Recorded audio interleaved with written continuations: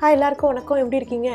இன்றைக்கி நம்ம வந்து தொதல் ரெசிபி எப்படி பண்ணுறதுன்னு பார்க்க போகிறோம். இது ரொம்ப ஃபேமஸான டிசர்ட். ஆக்சுவலி இது வந்து ஸ்ரீலங்காவிலேருந்து வந்ததுன்னு சொல்லலாம். இது வந்து சவுத் இந்தியாவில் வந்து ராமநாதபுரம் டிஸ்ட்ரிக்டில் வந்து அங்கே இது தொதல்னு சொல்லுவாங்க. இது ரொம்ப ஃபேமஸான ரெசிபி.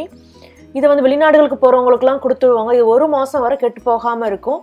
என்னென்ன பொருட்கள் தேவைன்னு சொல்கிறேன், நோட் பண்ணிக்கிறீங்களா? இங்கே நான் 6 கப்புக்கு தேங்காய் பால் எடுத்து வச்சுருக்கேன். நல்லா கெட்டியான பால், முதல் பாலாக இருக்கணும். இந்த கப்புக்கு நான் 6 கப்பு எடுத்து வச்சுருக்கேன். ரொம்ப தண்ணி கலந்துடாதீங்க. முதல் பாலாக எடுத்திங்கன்னா வசதியாக இருக்கும். சுடுதண்ணி ஊற்றி பிழிஞ்சிங்க அப்படின்னா நீங்கள் முதல் நேரத்துலேயே எல்லா பாலையும் எடுத்துடலாம். அதுக்கப்புறம் நான் வந்து அரிசி மாவை அரைச்சி வச்சுருக்கேன். அரிசி மாவு இதே 1 கப்புக்கு தான். 1 கப்புக்கு அரிசி மாவு, 6 கப்புக்கு தேங்காய் பால்.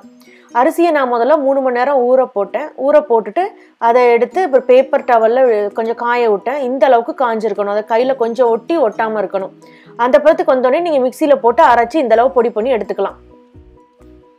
அதுக்கப்புறம் நான் வந்து இங்கே பாசி பருப்பு இருக்குல்லையா, அதை எடுத்து வச்சுருக்கேன். இது வந்து 1/3 கப்புக்கு நான் பாசி பருப்பை சும்மா பேனில் போட்டு எண்ணெயெல்லாம் ஊற்றாமல் ட்ரை ரோஸ்ட் பண்ணி எடுத்து வச்சுருக்கேன். அது 1/3 கப்பு. அப்புறம் ஒரு கையளவுக்கு நான் பாதாம் பருப்பு எடுத்து அதை வந்து சுடுதண்ணியை ஊற்றி அந்த தொலியெல்லாம் தனியாக எடுத்துகிட்டு, தொலி இல்லாமல் பாதாம் பருப்பு மட்டும் நான் எடுத்து வச்சுருக்கேன்.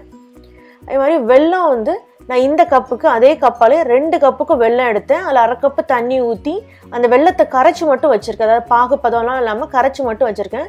கொஞ்சோண்டு நம்ம உப்பு சேர்க்கப்புறோம். ஏன்னா அந்த இனிப்பை கொஞ்சம் நல்லா தூக்கி கொடுக்கல, அதனால தான். இங்கே நான் அந்த பாதாம் பருப்பை வந்து இடிச்சும் வச்சாச்சு. இப்படி ஒரு அகலமான பாத்திரம் எடுத்துக்கோங்க. அது அடிப்பாக வந்து கனமாக இருக்க பாத்திரமாக எடுத்தால் தான் நம்ம கிண்டுறக்கு வசதியாக இருக்கும். அதில் தேங்காய் பாலை சேர்த்துட்டு அதுக்கப்புறம் நம்ம எடுத்து வச்சுருக்க அரிசி மாவு இருக்கு இல்லையா, அதையும் அதில் சேர்த்துருங்க.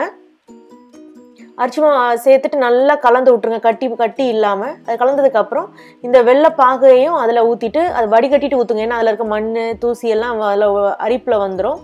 அப்புறம் கொஞ்சம் உப்பும் அந்த பாசிப்பயிறு வறுத்து வச்சுருக்கோம் இல்லையா, அதையும் உள்ளே போட்டு நல்லா கிண்டிடுங்க. கிண்டிட்டு அடுப்பை எல்லாத்தையும் போட்டு நல்லா கிண்டிட்டு தான் அடுப்பை ஆன் பண்ணணும். நீங்கள் வந்து மரக்கட்டை ஸ்பூன் ஏதாவது இருந்தால் அதை வச்சு நீங்கள் கிண்டுங்க, சில்வர் ஸ்பூனை விட. ஏன்னா பேனில் வந்து கீரல் விழாத டரடன் சத்தம்லாம் கேட்காது. நீங்கள் இந்த மாதிரி உடன் ஸ்பூனை நம்ம கிண்டுறது வசதியாக இருக்கும். இதை நம்ம அடுப்பில் வச்சுட்டோம் அப்படின்னா நம்ம கிண்டிக்கிட்டே இருக்கணும். எதுக்காக அப்படி சொல்கிறேன்னா, இல்லை அரிசி மாவு வந்து பாருங்கள் 10 நிமிஷத்தில் இந்த பதம் வந்துடும் நமக்கு. இது அரிசி மாவுனால வெயிட்டுக்கு அப்படியே கீழே போய் தங்க ஆரம்பிக்கும். அப்படி தங்க ஆரம்பிச்சதை நம்ம அப்படியே விட்டுட்டோம்னா அடிப்பிடிச்சு கலர் மாற ஆரம்பிச்சிடும். ஸோ அதனால் நீங்கள் கிண்டிகிட்டே இருக்கணும். இந்த வீடியோ கொஞ்சம் லென்த்தியாக தான் இருக்கும். ஏன்னா நான் உங்களுக்கு ஸ்டெப் பை ஸ்டெப்பாக காட்டணும். அதனால் பாருங்கள், எனக்கு ஒரு 1/2 மணி நேரத்தில் இந்த பதம் வந்துருச்சு. இன்னும் நம்ம கிண்டணும். அதாவது தேங்காய் பாலில் இருந்து அந்த எண்ணெயெல்லாம் வெளியே வரணும், ஓரளவு வரணும். அந்த அளவுக்கு நம்ம நல்லா கிண்டிகிட்டே இருக்கணும். இப்போ பாருங்கள், இன்னும் நான் கொஞ்சம் கிண்ட வேண்டியது இருக்குது. அதாவது நம்ம கட்டை ஸ்பூனில் தூக்கும் போது மொத்தமாக மேலே வரணும். இந்த பாருங்கள், இந்த அளவு வந்திருக்கா, இன்னும் கொஞ்சம் மேலே வரணும் நம்ம தூக்கும் போது. அப்படி வந்தால் தான் தொதல் ரெடி ஆயிடுச்சு அப்படின்னு அர்த்தம்.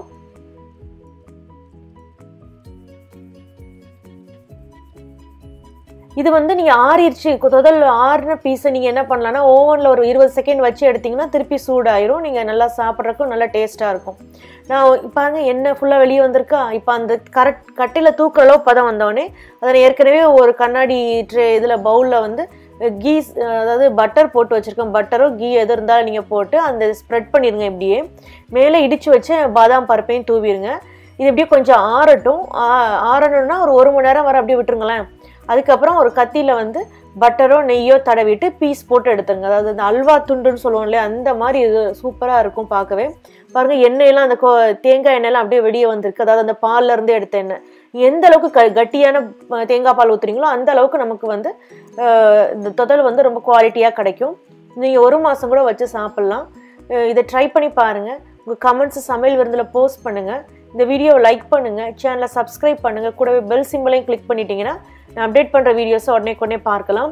இதை வந்து நீங்கள் ஜிப்லாக் பேக்கில் போட்டு நீங்கள் ஃப்ரிட்ஜில் கூட ஸ்டோர் பண்ணி வைக்கலாம். இது வந்து ரொம்ப கல்லாயிருச்சு அப்படின்னா நீங்கள் மைக்ரோவேவில் இதை வந்து ஒரு பிளேட்டில் வச்சு மைக்ரோவேவ் சேஃப் பவுலில் வச்சு ஒரு 20 செகண்ட் நீங்கள் வச்சு எடுத்தால் போதும், நல்லா சாஃப்டாக வந்துடும். அதுக்கப்புறம் நீங்கள் சாப்பிட ஆரம்பிக்கலாம். நம்ம இன்னொரு வீடியோவில் சந்திக்கலாம். நன்றி, வணக்கம்.